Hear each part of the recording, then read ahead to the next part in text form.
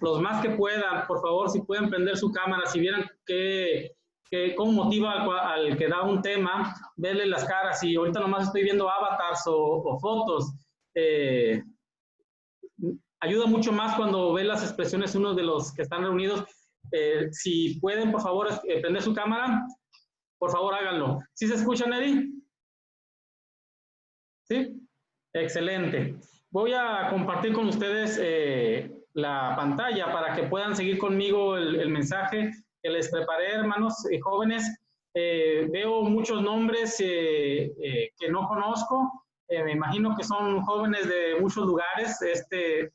Gracias, Neri, por invitarme, y a los jóvenes de Industrial. Estoy muy agradecido con ustedes. Siempre será un gusto, y este tema lo preparé especialmente para ustedes, para esta ocasión. Espero me puedan seguir el ritmo en cuanto a los temas. Voy a compartir por aquí la pantalla para que, por favor, me sigan. Muy bien.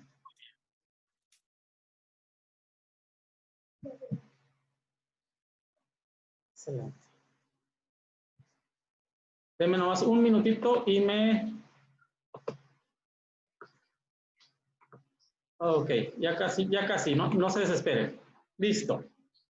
El tema que vamos a compartir, espero que estén listos con sus Biblias.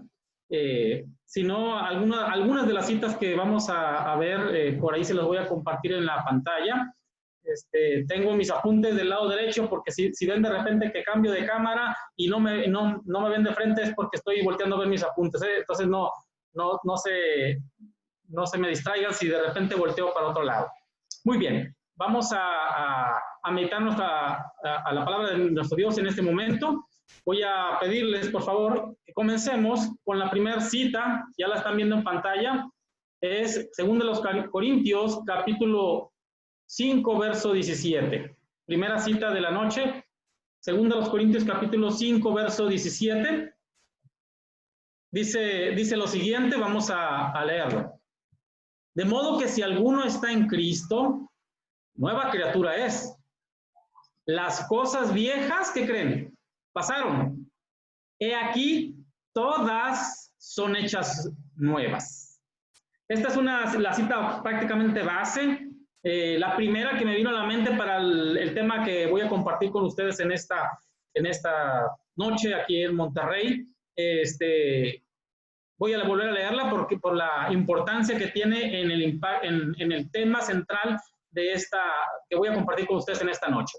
2 Corintios capítulo 5, verso 17, dice: de modo que si alguno está en Cristo, nueva criatura es. Las cosas viejas pasaron, he aquí, todas son hechas nuevas. Segunda cita, Romanos 6:4. Romanos 6:4. Les doy 5 segundos para que la busquen, quien esté buscando sus Biblias en sus lugares. Si no, esta sí la voy a proyectar también en pantalla. Romanos 6:4 dice lo siguiente: porque somos sepultados juntamente con Él para muerte por el bautismo, a fin de que como Cristo resucitó de los muertos por la gloria del Padre, así también nosotros, ¿qué? Andemos en vida nueva.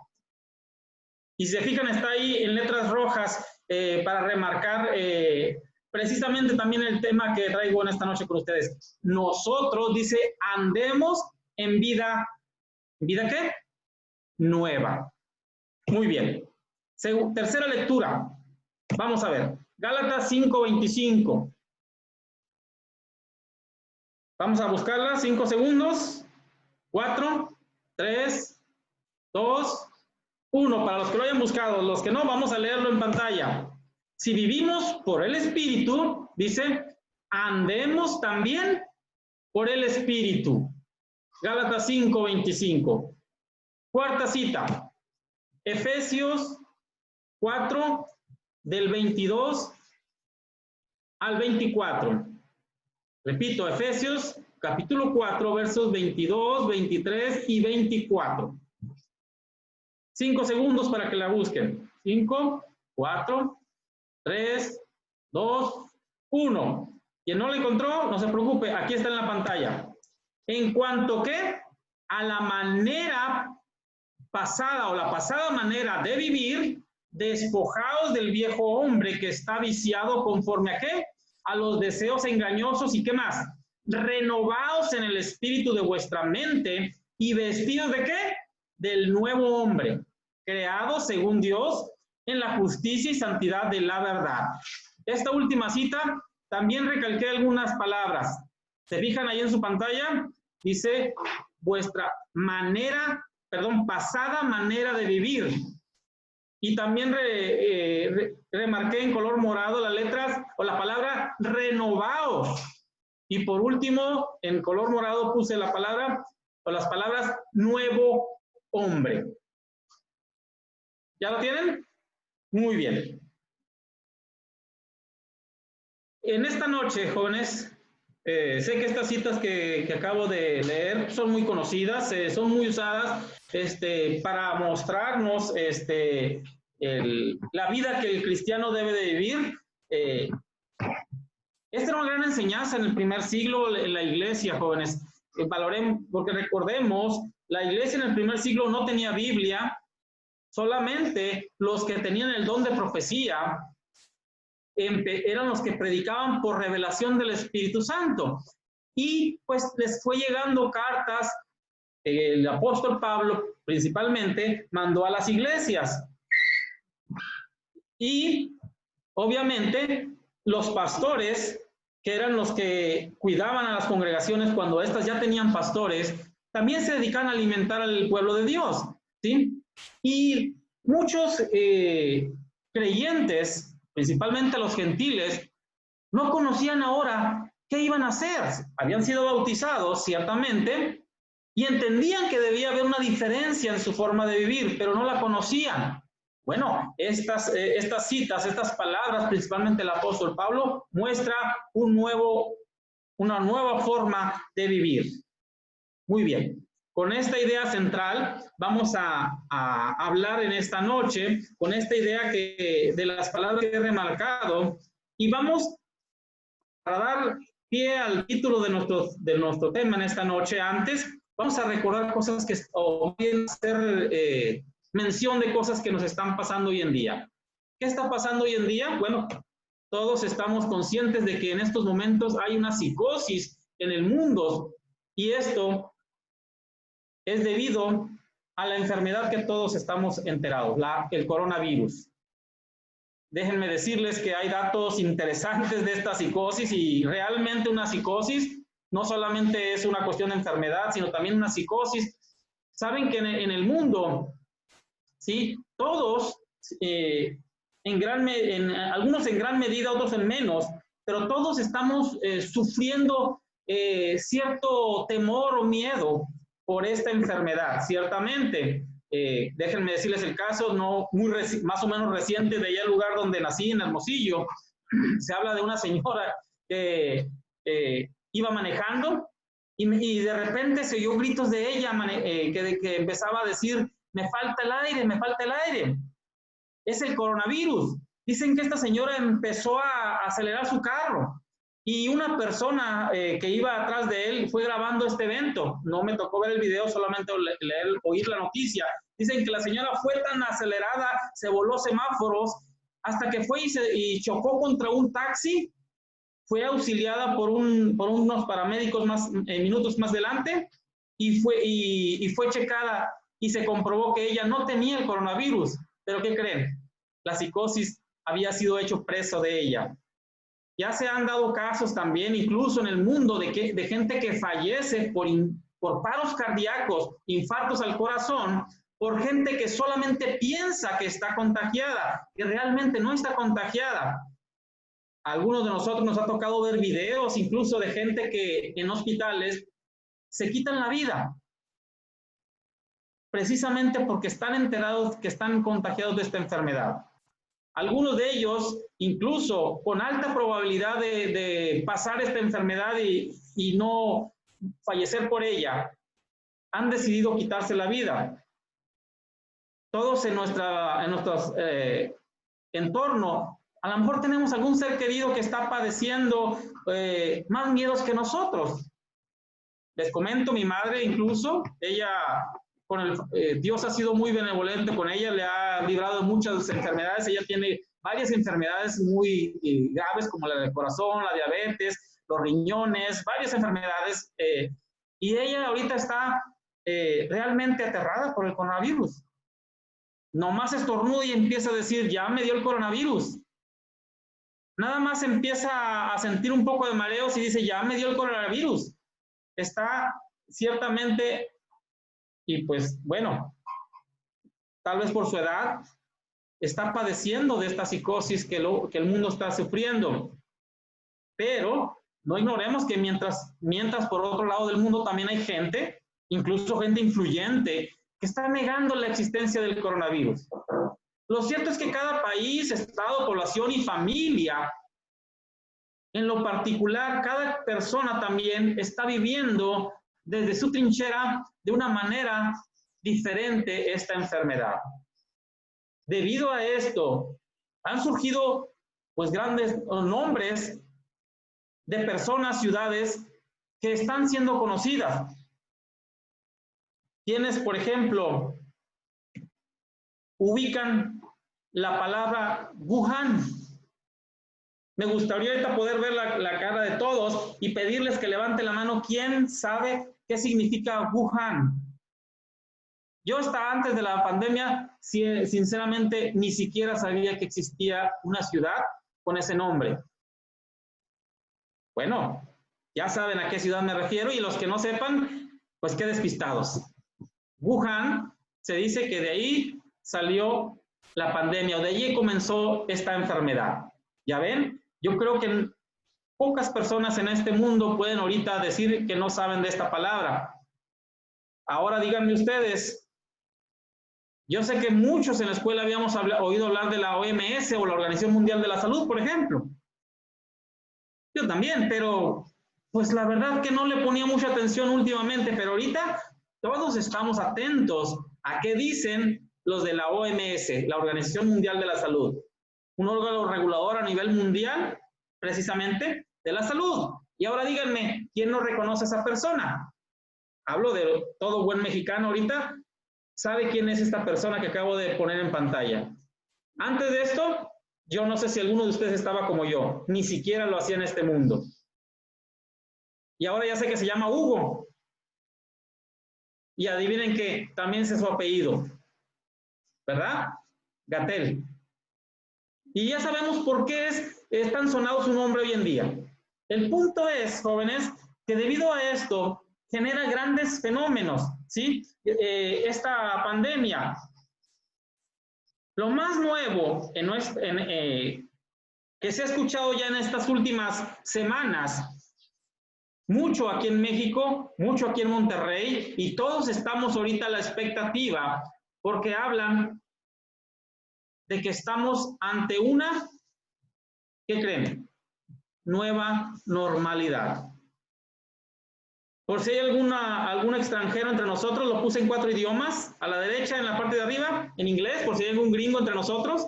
En la parte de abajo, en el lado izquierdo, en chino, por si hay algún chino entre nosotros. Y si hay algún judío o alguien que sepa hebreo, abajo en la parte derecha.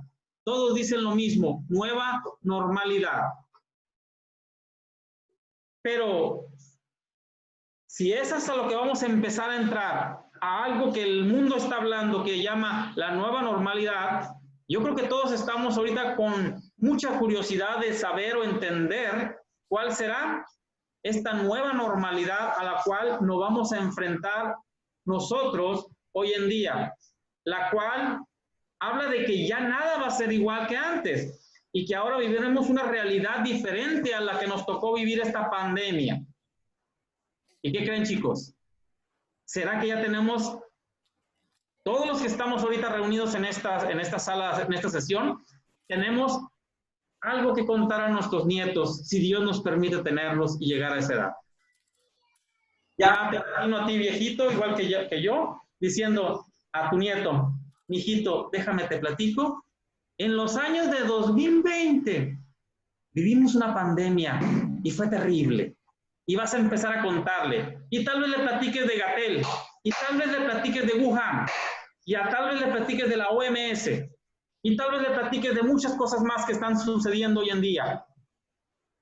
Pero el primer uso de esta expresión, porque me dio curiosidad saber, bueno, ¿nueva normalidad será algo relativamente nuevo? No, según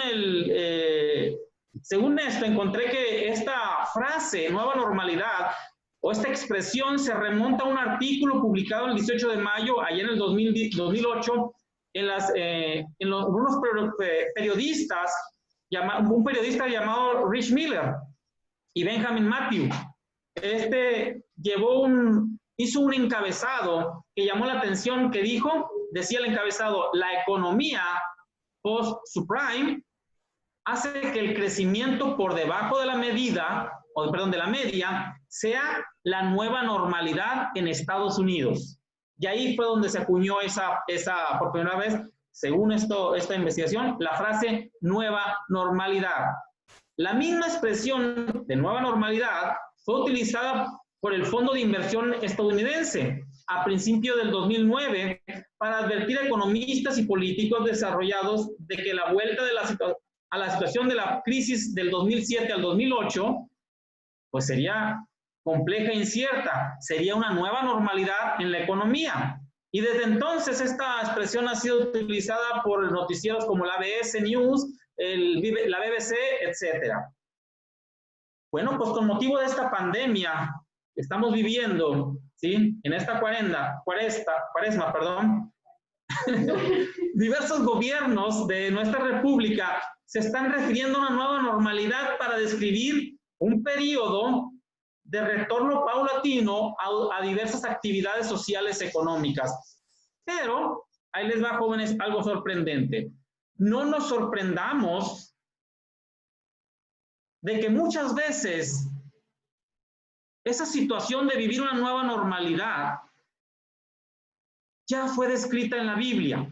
Y ahí te van algunos ejemplos que quiero que me acompañes a recordarlos. Número 1, tal vez la primera nueva normalidad que el hombre vivió en esta tierra fue Adán y Eva. Recordemos su antigua normalidad. Ellos viviendo en el paraíso, ellos viviendo cerca de Dios, ellos estando bajo el cobijo de Dios. Un paraíso. Por culpa del pecado, tuvieron que pasar a una nueva normalidad. ¿Cuál era esta? Una donde ahora tenían con el sudor de su frente que trabajar para poder comer o alimentarse. Se puede decir entonces que en esa nueva normalidad, la causa de esa nueva normalidad, que fue para menos, obviamente, de un estado excelente estando cerca de Dios a un estado lejos de Dios, fue el pecado. Esta nueva normalidad entonces fue estar lejos de Dios por causa del pecado. Muy bien. Ejemplo número 2. Israel en el pueblo de Egipto ciertamente vivió una realidad, una normalidad cruel, difícil de resistir, como lo es la esclavitud. Una normalidad donde cada ser humano israelita era humillado, era mal pagado, era con una pertenencia muy leve, incluso aún de sus vidas, porque les pertenecían a sus amos. Pero ¿qué hay después de que vino Moisés y de que fueron sacados por Dios y con el brazo de Dios, con la ayuda de Moisés, a una nueva normalidad? Una normalidad de un Israel libre de esclavitud de Egipto. Una normalidad donde podíamos, si nos vamos a estudiar esa nueva normalidad, cuando recién salieron y construyeron un tabernáculo, ya había 12 tribus con un orden de acomodo. Sí eran 4 tribus donde había en los 4 cuadrantes del tabernáculo, ¿sí? 3 tribus acomodadas alrededor de cada cuadrante del tabernáculo. Ya había un orden sacerdotal, ya había un Dios a quien seguir, ya había promesas por seguir. ¿Y qué creen? Ya había una identidad como país. Esa nueva normalidad fue todo lo contrario a lo que vivió Adán y Eva. Una nueva normalidad para bien. Una nueva normalidad donde iba ahora a haber un pueblo que ya no iba a ser esclavo, ahora iba a ser guiado por un Dios. Aunque bueno, esa nueva normalidad fue cambiando con el tiempo y lo podemos constatar con la historia de Israel. Pero al menos vemos que el cambio de Israel de la esclavitud a ser un pueblo libre fue una nueva normalidad. Siguiente ejemplo. Jóvenes que fueron al primer campamento, si mal no recuerdo, se acordarán de cuando estudiamos acerca de Abraham. Bueno, Abraham, veamos un vistazo así rápido de su primera normalidad. Todos los jóvenes sabemos, claro, recordamos que él vivía en Ur de los Caldeos, pero ¿qué era esa normalidad? Le saqué por aquí esta información interesante. Dice que Ur de los Caldeos, ¿sí? Era una ciudad muy sofisticada, una ciudad de 10 kilómetros cuadrados con aproximadamente 300,000 habitantes. Era una ciudad llena de cultura, llena de eruditos, gente muy intelectual, tenía sistemas avanzados de mercantilismo. Y esto, jóvenes, parece que no, pero es importantísimo en una ciudad, un sistema de mercantilismo. Esto es una ciudad donde podías comprar o podías encontrar muchas cosas para comprar, cosas que tú necesitas y hasta lo que no se necesitas. Bueno, también era un lugar de mucho trabajo porque había oportunidad para trabajar, para vender. También era interesante que esta ciudad de los caldeos, ¿sí? Era una ciudad importante en las matemáticas, en la ciencia de las matemáticas, en la astronomía, ¿sí? Ciencias que dan mucho peso a una ciudad, pero también en los textiles y gradados.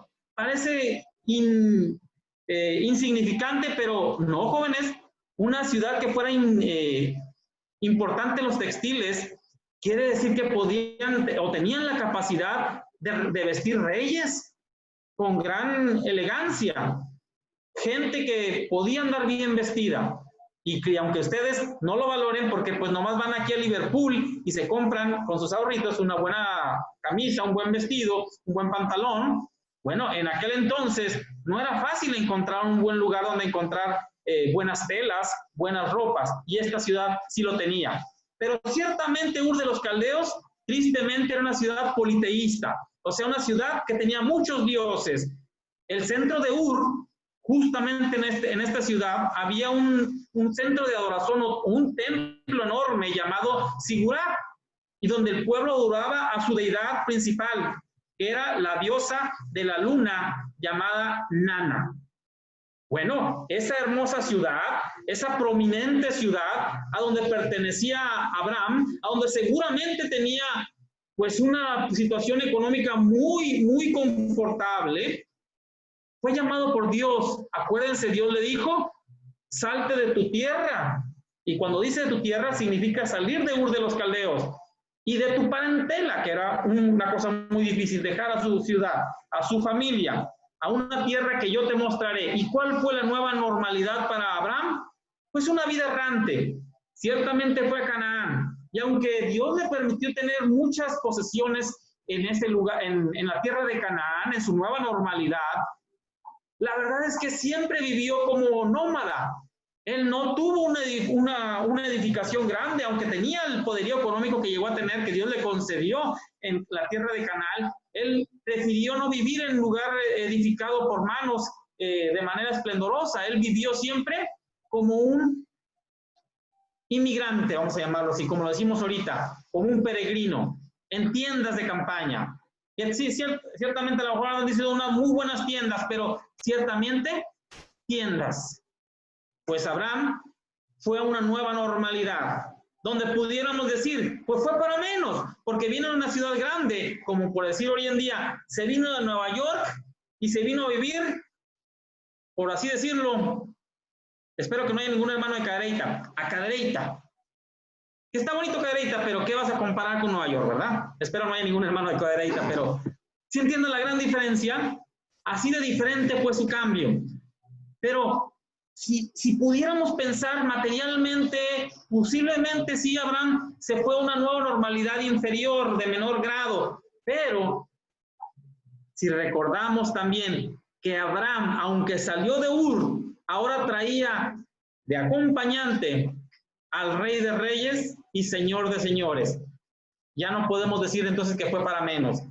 Abraham, en su nueva normalidad, salió del lujo hacia andar errante, pero de la compañía de Dios. Vámonos más rápido, jóvenes. Siguiente ejemplo. Saulo. Saulo, que jugó un papel tremendo al corretear delante de los judíos, al corretear a los cristianos. Saulo, sabemos que iba de casa en casa arrestando a los creyentes y encarcelándolos. Y dice textualmente con sus palabras, yo ciertamente, dice Pablo, había creído mi deber hacer muchas cosas contra el nombre de Jesús de Nazaret. ¿Hasta dónde realmente estaría dispuesto a haber llegado Pablo con ese celo persecutorio? Bueno, él pidió poderes incluso a los sacerdotes para arrestar a los creyentes en sinagogas de Damasco y traerlos presos a Jerusalén. Esa era su realidad. Esa era su normalidad como Saulo. Pero Jesucristo, camino a Damasco, le mostró el comienzo de una nueva normalidad. Y esa nueva normalidad ahora lo vemos Pablo, entre otras ocasiones, preso. Ciertamente podríamos pensar, ya no era el influyente aquel que arrastraba gente a la cárcel. Ahora él fue varias veces encarcelado. Y podríamos pensar entonces, pues también fue de una nueva normalidad de más a menos. Pero espiritualmente sabemos que fue de menos a muchísimo más. La nueva normalidad de Pablo, ahora antes Saulo y ahora Pablo, antes siendo perseguidor y ahora en su nueva normalidad siendo perseguido. Siguiente ejemplo, el endemoniado gadareno. De este no voy a dar muchos detalles, todos lo conocemos. En su antigua normalidad, viviendo entre sepulcros, estando desnudo, con una fuerza descomunal que el mismo demonio le permitía tener, donde rompía cadenas, donde se dañaba él mismo. Y con el poder de Jesucristo, después de haber sido librado de esos espíritus demoníacos que lo tenían, vino a ser un evangelista. Porque Cristo le dijo, no me sigas, ve allá con los tuyos y dile cuán grandes cosas ha hecho el Señor contigo. La nueva normalidad para este endemoniado, y que ahora sería un ex endemoniado gadareno de la región de Gadaria. El hombre que vive sin Dios, vive una normalidad en el pecado, donde para él es normal muchas cosas. Es normal la cerveza, es normal el baile, es normal la ira, es normal la humillación, es normal la mentira. En pocas palabras, el pecado es su normalidad, pero con la ayuda de Cristo, con la sangre de Cristo en su nueva normalidad, como tú y yo, joven que me escuchas, venimos a ser libertados del pecado y venimos a ser siervos de la justicia, como le dice Romanos 6:18, que significa que vivimos una nueva normalidad ya. Muy bien. La frase nueva normalidad sugiere dos cosas. Nueva, que significa diferente a la anterior, y normalidad, ¿qué significa? Que esta diferencia pasará a ser ahora a lo normal en el diario vivir. A ver, me explico. Que ahora habrá cosas que ya van a pasar a ser normales. ¿Qué significa? Que si antes no hacías algo y ahora lo vas a hacer, ¿qué significa? Que ahora va a ser normal lo que vas a hacer.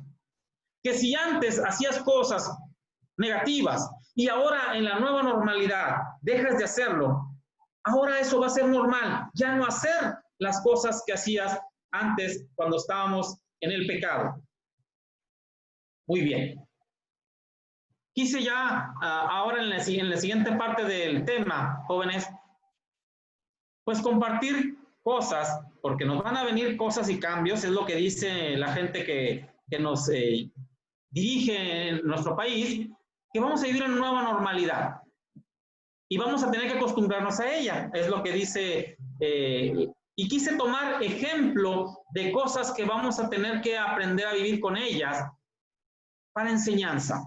Espero que ahí no se me pierdan porque a veces estos ejemplos de cosas que vamos a tener que hacer los usé como ejemplos positivos, pero de repente lo voy a mencionar como ejemplos negativos. Entonces no te me pierdas, solamente tomé estos 3 ejemplos de cosas que van a ser nuevas ahora en nuestra vida, pero no te me pierdas, toman las frases y las ideas así como te las voy a ir diciendo para que no te me pierdas, ¿sí? Y si estás tomando nota, una disculpa si te me pierdes. Con toda confianza, si me hace llegar tu WhatsApp, te mando por ahí el resumen de la clase, ¿vale? Muy bien. Primera nueva normalidad a la cual la humanidad, o al menos los mexicanos y muchos otros conciudadanos o de otros países, creo que en todo el mundo, estaremos ahora por enfrentarnos a el uso de, ya lo conocen, ¿verdad? ¿Ya lo vieron en sus pantallas? ¿Ya saben cómo se llama? Acá le conocen como tapabocas, cubrebocas. Todos sabemos que sirve para evitar la propagación de infecciones, que es lo que nos dicen. Es recomendable, dice, usar elementos que ayuden a prevenir la entrada de microorganismos. ¿A dónde? A tu organismo, por medio de la boca, nariz, incluso de ojos, aunque el tapabocas ya no sirve para tapar los ojos, aunque en la imagen por ahí se ven 2 jovencitos usándolo hasta los ojos. Su uso da principalmente en personas que tienen infecciones virales, es como lo dicen, como resfriados, gripas, etcétera. Bueno, dice los que saben de salud que lo deben estar principalmente los que están enfermos, que dicen que es un acto de amor, ya que evita dañar a otros en los que sí están limpios. Pero pues, seamos honestos, ¿cuáles son los inconvenientes de usar tapabocas? Se lo dice alguien que ya tiene más de 2 meses usándolo en su trabajo. Personalmente, 10 horas diarias lo tengo que usar y no solamente es hasta la careta. Es incómodo. Se acalora uno mucho. Ciertamente, a veces hasta da pena. ¿Por qué? Pues a lo mejor dirás tú, chavo, pues no es fashion, no es cool. Y más si no tienes uno de esos que traen un logotipo de Nike o una figurita por ahí que te llame la atención. No es cool. ¿Cómo nos llevamos en el trabajo los que tenemos gente a nuestro cargo llamando la atención a la gente porque tiene que ponerse el tapabocas? Y a veces uno mismo si anda con ganas de quitarse el tapabocas. Yo salgo del trabajo y aviento el tapabocas en mi carro. No lo aguanto después de 10 horas. Son inconvenientes, pero sabemos que es un mandamiento por cuestiones de salud hoy en día. Ahora, agarremos enseñanza. Mateo capítulo 15, verso 11, de esto no tengo... sí tengo la presentación en pantalla. Mateo 15, 11. 5 segundos para que lo busques en tu Biblia si lo estás buscando. 4, 3, 2, 1. Voy a leerte la cita. No es lo que entra en la boca lo que contamina al hombre, sino que lo que sale de la boca es lo que contamina al hombre. ¿Qué significa? Pues que si hay algo que tu boca va a contaminar, chico, a ponerse el tapabocas. Esa es la enseñanza de este punto. Evitar que de nuestra boca infectemos a nuestros semejantes. ¿Pero qué tipos de virus pueden salir de nuestra boca?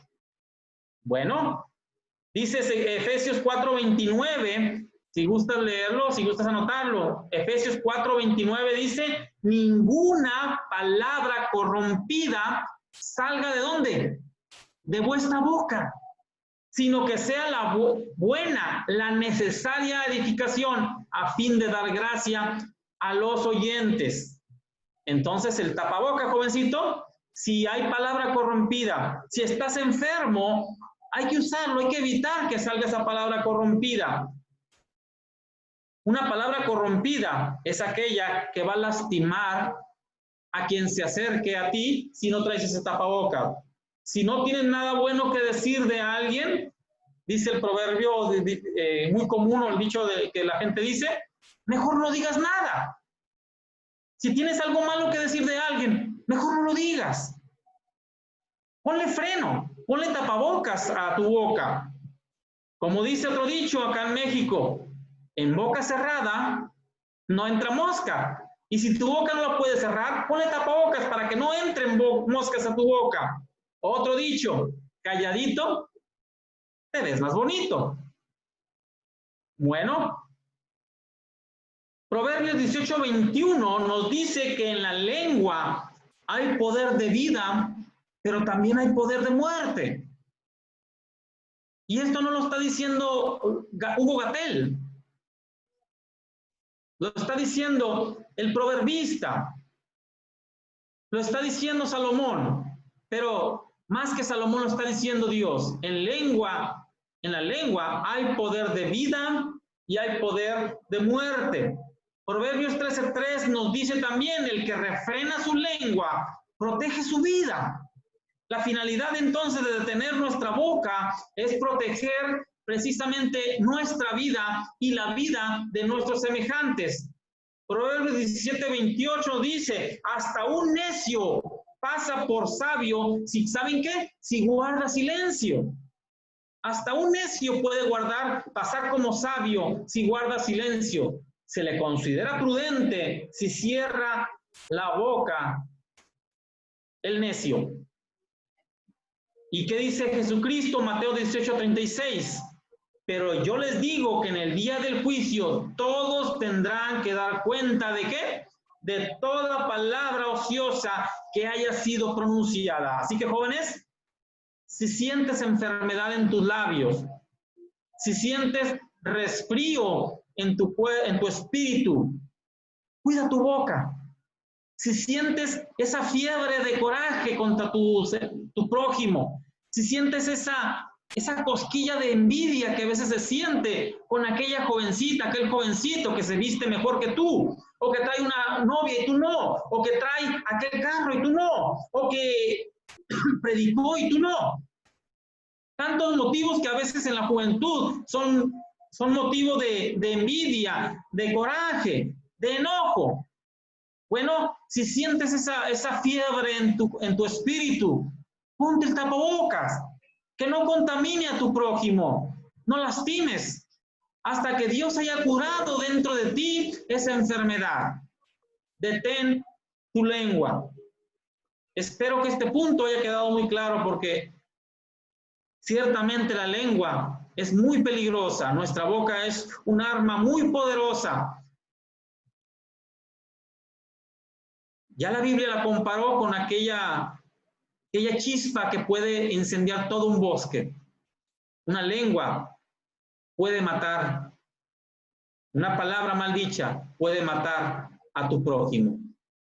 Segundo ejemplo de la nueva normalidad, para que lo consideren y lo entendamos. Ya lo ubicamos, ¿verdad? Gel antibacterial o gel hidroalcohólico. Es un gel desinfectante, ciertamente, de alcohol. Dicen que recomiendan aquella preparación que tenga el 70% de alcohol. Es un gel limpiador o bactericida o antibacterial. No me pregunten cosas médicas. Unos dicen que sí sirve, otros dicen que no sirve. Yo no lo sé. Pero dentro de la nueva normalidad se está exigiendo el uso de esto. Es un producto que se emplea como suplemento de agua y jabón. ¿Precisamente para qué? Para limpiar nuestras manos, para detener la propagación de gérmenes. Dicen que es efectivo como viricida y fungicida. Bueno, la característica de esta es que rápidamente comienza su acción, y esto no lo sabía. En 15 segundos se empiezan a morir todos los bichos que traigas en tus manos. Yo nomás me los ponía y no sabía que tenía que esperar 15 segundos como para agarrar un taco y llevármelo a la boca.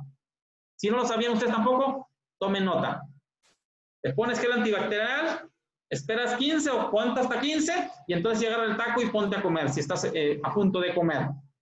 Para los musulmanes, tristemente, el alcohol es considerado prohibido. Por esta razón, algunos musulmanes no van a usar gel antisanitizante. Esto tampoco lo sabía. Sin embargo, hay gente entre los musulmanes que ya están pidiendo que se use. Ciertamente el gel antibacterial, pues sí, mata bichos, es lo que dicen, pero hablemos ahora, ¿qué podemos aprender de él? Ciertamente, el gel, ¿sí? Como dice Santiago capítulo 4, verso 8, la cual te voy a poner en pantalla, pero te voy a mostrar la versión de Reina Valera del 2015, que fue la que más se apegó a lo que quiero darte a entender, joven, en esta noche. Santiago capítulo 4, verso 8, repito, mi versión que te voy a mostrar en pantalla es la versión de Reina Valera del 2015. Algunas otras versiones también coincidían con esto. Ahí te va la nueva versión y la que quiero que leas. Dice, acércate a Dios y Él se acercará a ustedes. Limpien sus manos, pecadores, y purifiquen su corazón, ustedes de doble ánimo. Y fíjense cómo subrayé la palabra o la frase, limpien sus manos, pecadores.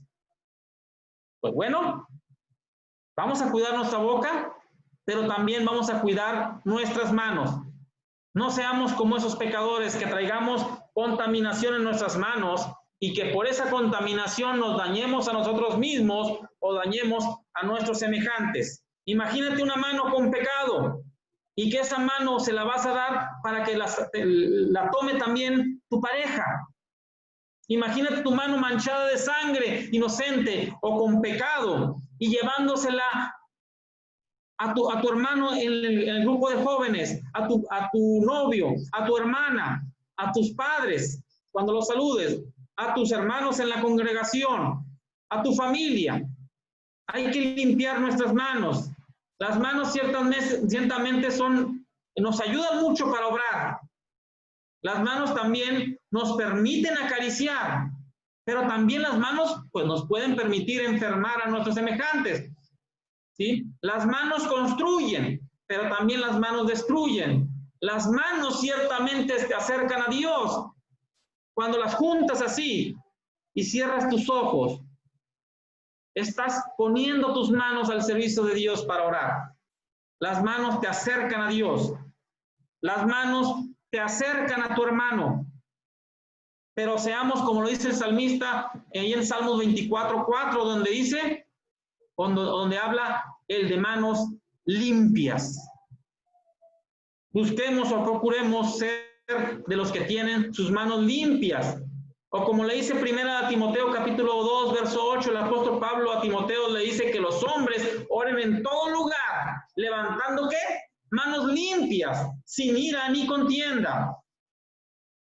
Pero reconozcamos, como lo dice 1 Juan capítulo 1, verso 7, que Jesucristo es la única gel antipecados. Si quisiéramos encontrar un ejemplo espiritual del gel antibacterial para nuestras manos, sería la sangre de Jesucristo, la que limpia nuestros pecados. O como lo dice Éxodo 30, verso 21, se lavarán las manos y los pies para que no mueran. O como dice Salmo 26:6, mis manos lavo en la inocencia y ando en torno a tu altar, Señor. Nuestras manos ciertamente son muy útiles para lo bueno, pero procuremos tener manos santas, manos limpias. Ahí en el trabajo nos piden y nos ponen ahí botezotes de gel, así como con un sistema de aplicación como el que están viendo en la pantalla, y te dicen, no te recomiendan, te dicen, úsalo cuantas veces puedas. Si ya te lo pusiste hasta 5 minutos y vas a pasar otra vez por ahí, vuélvetelo a poner. No te dejan entrar al comedor si no te pones primero. De hecho, tienen una persona por ahí, a todo el que pasa, echándole un chorrito de gel antibacterial. Entras a la empresa y en la entrada está una persona dándote gel. Acabo de ir a unas tiendas ahorita con mi debido con el debido uso de tapabocas. ¿Y qué creen? Había gente dándote gel en tus manos. Están preocupados porque tus manos estén limpias. Y te están enseñando a que te preocupes por tener tus manos limpias. Pues nuestros predicadores, jóvenes, si tienes un predicador que te esté predicando a los jóvenes ahí en tu congregación, seguramente también está preocupado por la limpieza de tus manos. Hay que usar esa sangre de Cristo para limpiarnos seguido, porque seguido se contamina. Así como el coronavirus, tocas una superficie y tú no sabes si en esa superficie ya antes había tocado a alguien con las manos contaminadas y esas ya se te pegaron a tus manos. Pues ¿sabes qué? El antibacterial. Inmediatamente. Limpieza para la salud. Punto número 3, o ejemplo número 3. Creo que está por aquí Susana, ¿verdad? Está entre nosotros Susana. Espero que nos acordamos de ti, Susi. Porque lo que sigue es precisamente Susana Distancia. ¿Estás por ahí, Susana? Espero que estés riendo. Tómalo de manera graciosa. Así lo están llamando a esa nueva normalidad. Susana Distancia. Yo no sabía que había un superhéroe ya que habían puesto con esa frase, Susana Distancia. Pero déjame decirte algo. Dicen que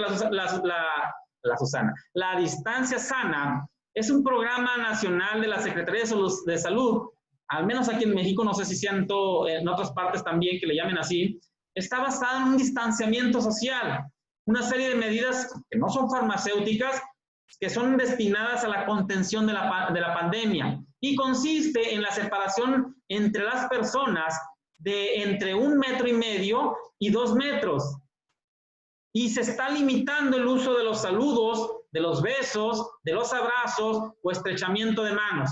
No estoy dando mandamientos, jóvenes, eso ya lo están diciendo los enfermeros. Yo no estoy repitiendo lo que es la sana distancia. Yo quiero solamente tomar este ejemplo para especialmente que para nosotros, para ustedes jóvenes, ¿sí? Si entendemos lo que el hombre dice ahorita de la sana distancia, imagínate si en estos momentos el hombre estuviera hoy en medio de esta pandemia,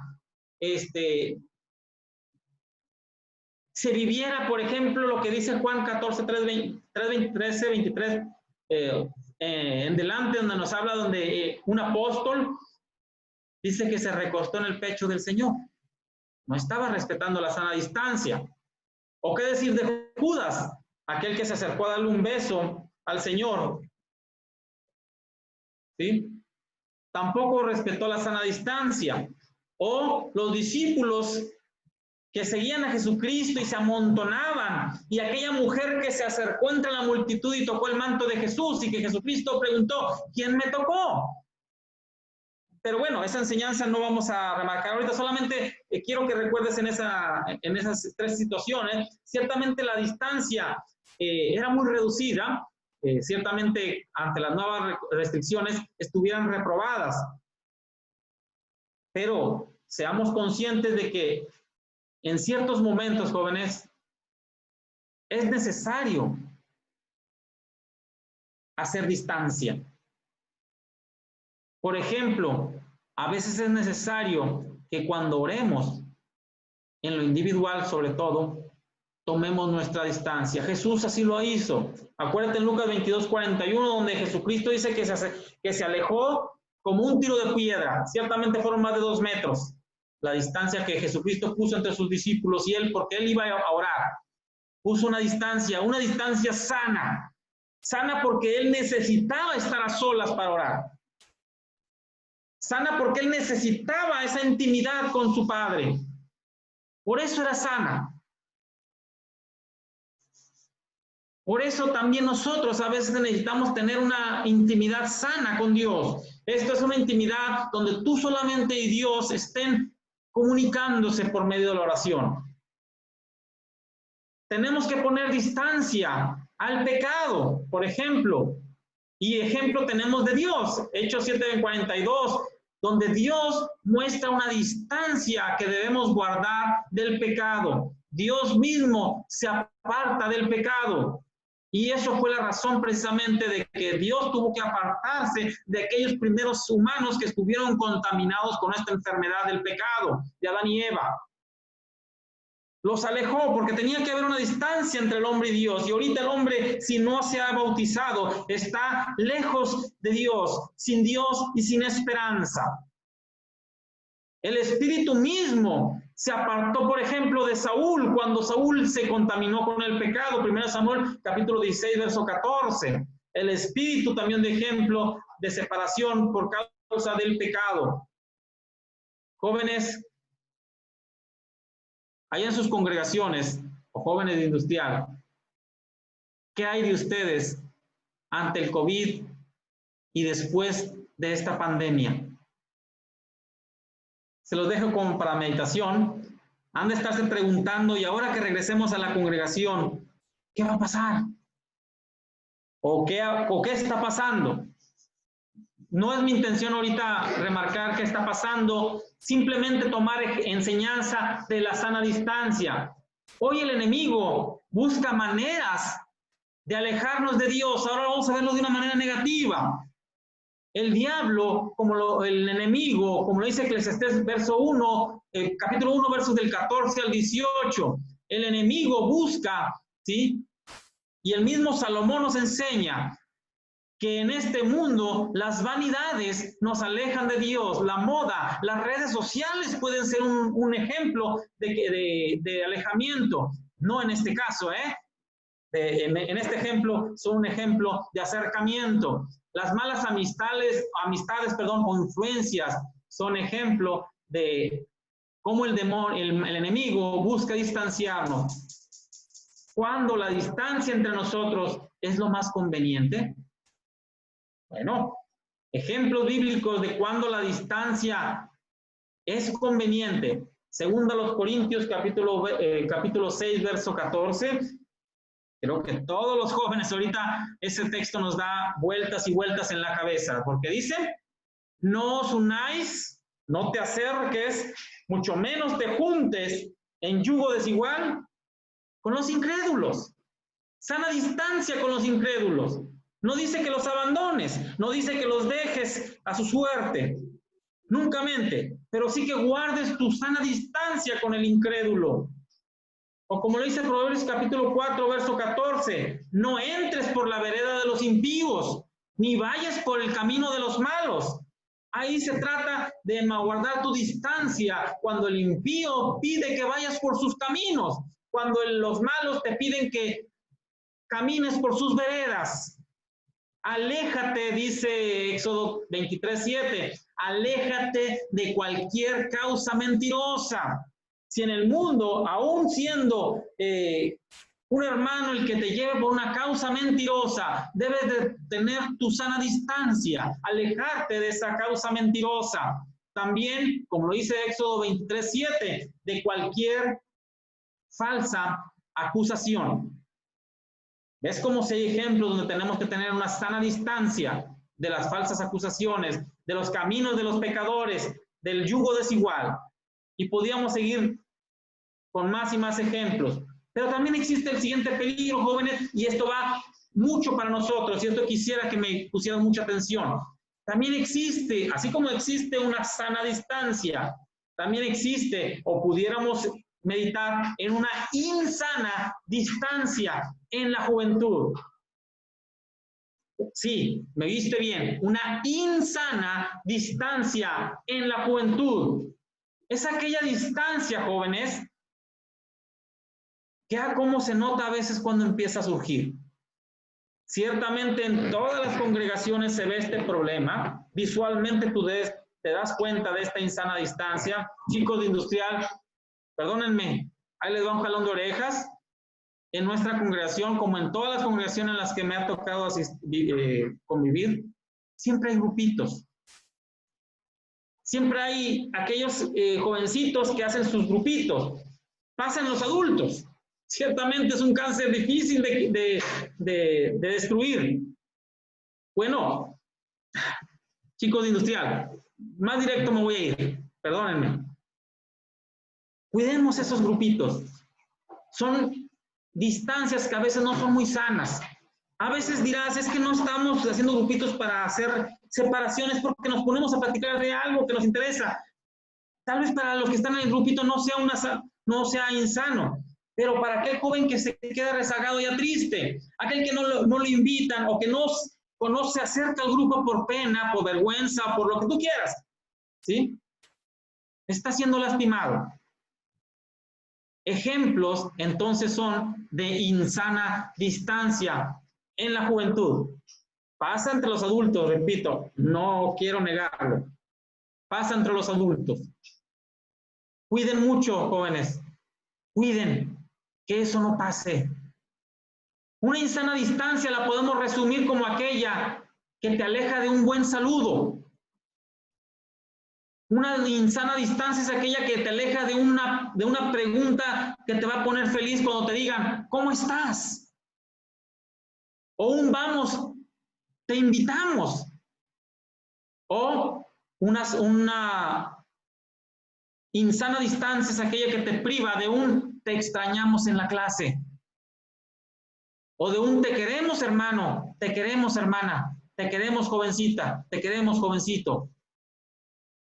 Que te priva también de un todo va a estar bien, ya lo vas a ver, no te preocupes, no estés triste.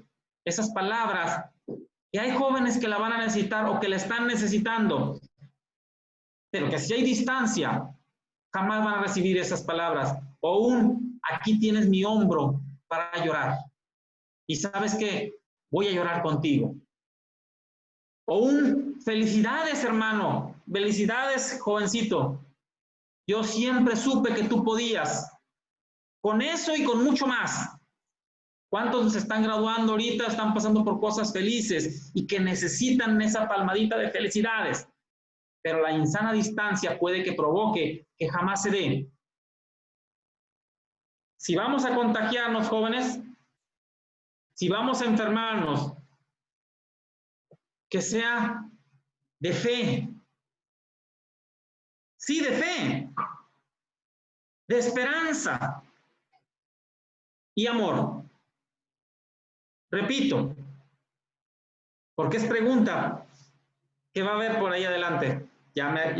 Sorry, Neri. Pon atención. Es importante que si vas a contagiar a alguien, y si nos vamos a contagiar, jóvenes, que sea de fe, que sea de esperanza, que sea de amor. Eso también se contagia. Y es muy contagioso, pero necesitas tener la necesaria distancia. La sana distancia que necesitas para contagiar la fe, la esperanza y el amor. La nueva normalidad, jóvenes, le exige entonces poner muy en alto la prioridad de la salud espiritual de tu prójimo. Óyelo bien y repito esta frase porque necesito que la recuerdes muy bien. La nueva normalidad, joven cristiano, tiene que estar presente en tu corazón, que debe llevar una alta, pero muy alta prioridad, la salud de tu prójimo. No tu salud, nada más, sino la salud de aquel jovencito en tu congregación, de aquel compañerito, de aquel jovencito que se acaba de integrar a la clase, de aquel jovencito que tiene mucho en la clase, de aquel jovencito que es tímido, de aquel que tiene muchos problemas, de aquel que es muy introvertido, o aquel que es muy extrovertido. Necesita entender, joven, que tú, en tu nueva normalidad, desde que fuiste llamado al bautismo y que fuiste bautizado, en tu nueva normalidad, debe tener muy alta prioridad la salud espiritual de tu prójimo. Y esto, joven, no lo estoy inventando.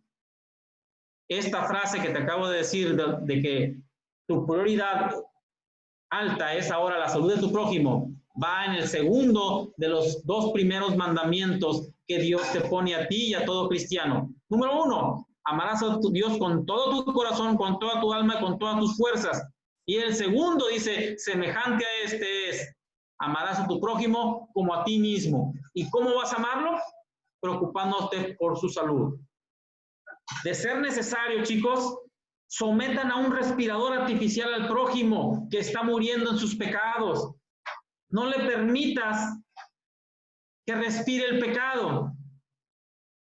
Permítele que con ese respirador que tú le vas a ofrecer, respire la paz de Dios, esa paz que Dios te permite respirar. Mapea ahí en tu congregación, con tus hermanos, tu hermano Neri, tu hermano Isaac, y todos los jovencitos que sé que de alguna manera u otra están al frente, como nuestro hermano Zapata, y todos los jovencitos y jovencitas que saben que tienen cierto liderazgo, cierta influencia sobre los demás jóvenes, mapeen el grupo. Lleven en la estadística para ver, estar al pendiente, así como ahorita la Secretaría de Salud está haciendo muestras para ver dónde hay contagios, dónde hay brotes. Mapeen así su congregación, así sus grupos de jóvenes. Chequen que no haya contagios para evitar muertes espirituales, jóvenes. ¿Cuántos de nuestra generación, que por cierto yo pertenezco a la generación X, lo acabo de averiguar hace poco, cuántos de mi generación ya están muertos? Gracias a Dios, muchos todavía viven también. Pregúntate, ¿cuántos en el grupo de jóvenes hay en tu congregación hoy en día? ¿10, 20, 30, 40, 50? ¿Cuántos de ellos van a sobrevivir la pandemia del pecado? Porque hay muchas, olvídate del COVID, hay otras epidemias como el desánimo, como la depresión, como el aislamiento, que es terrible, créeme, cuando un jovencito se empieza a aislar, se empieza a relegar, aquel que solamente no está en el grupo, sino que ya tiene una insana distancia al no estar con ustedes, o que ya no saluda porque tiene algo, o que no sube a la clase, está enfermo porque está en aislamiento. ¿Y sabes qué? Puede estar padeciendo esa enfermedad. Estén atentos, luchen para recuperarlos. ¿Y qué decir de los conflictos que se avecinan? ¿Qué lecciones debemos aprender del coronavirus, jóvenes? Bueno, ciertamente tú, igual que yo, estás ahorita extrañando el edificio, en especial los que ya no tienen mucho que no se reúnen. Han de estar diciendo cuando vean el edificio, han de decir, qué hermoso mi edificio. ¿Cuánto tenía que no me reunía por culpa de esta pandemia? Ciertamente también otra lección que tenemos que aprender con esta pandemia del coronavirus que estamos viviendo, que la oración ha tomado más sentido en nuestras vidas. Yo me sorprendí cuando me invitó nuestro hermano Neri y me dijo que empezaban a las 9, pero que como a las 9:30, 9:40 empezaba la predicación, y me dijo, porque en ese lapso hay oraciones. Dije, más de media hora orando, qué bien, genial. Felicidades. La oración toma un nuevo sentido tal vez, o tal vez esta es una de las lecciones que hemos aprendido. La oración. Hay que también entender que los adultos mayores, ¿sí?, corren un gran riesgo. A ese viejecito o viejecita de la congregación, de la iglesia, que no ha saludado con ese amor, que no les da el abrazo, por lo que quieras. Piensa que por esta enfermedad puede que lo llegues a perder, o que lo hayas perdido, o que lo pudiste haber perdido. Hay que valorar a los adultos. Jóvenes, valórenme más. Ya tengo más de 50 años. Ya pertenezco a la edad de riesgo. No se crean. Vayan por los más ancianos.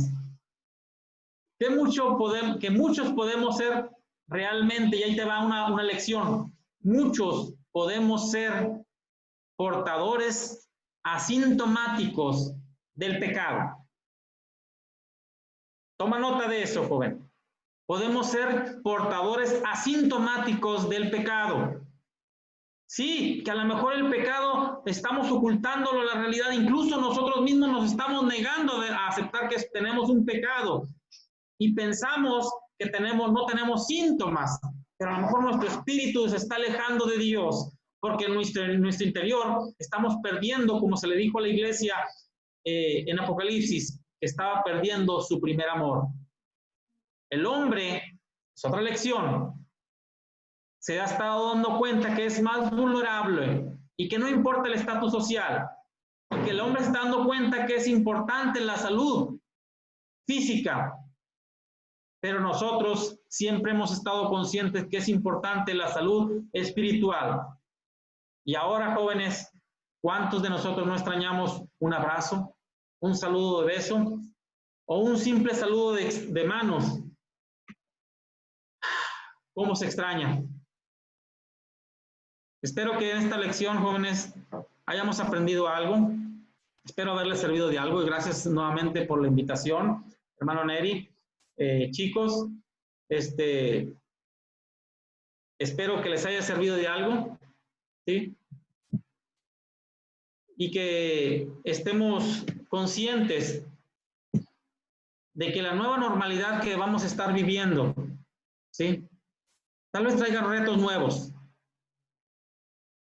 Tal vez cambie nuestra forma de ver las cosas, pero que no cambie nuestro amor.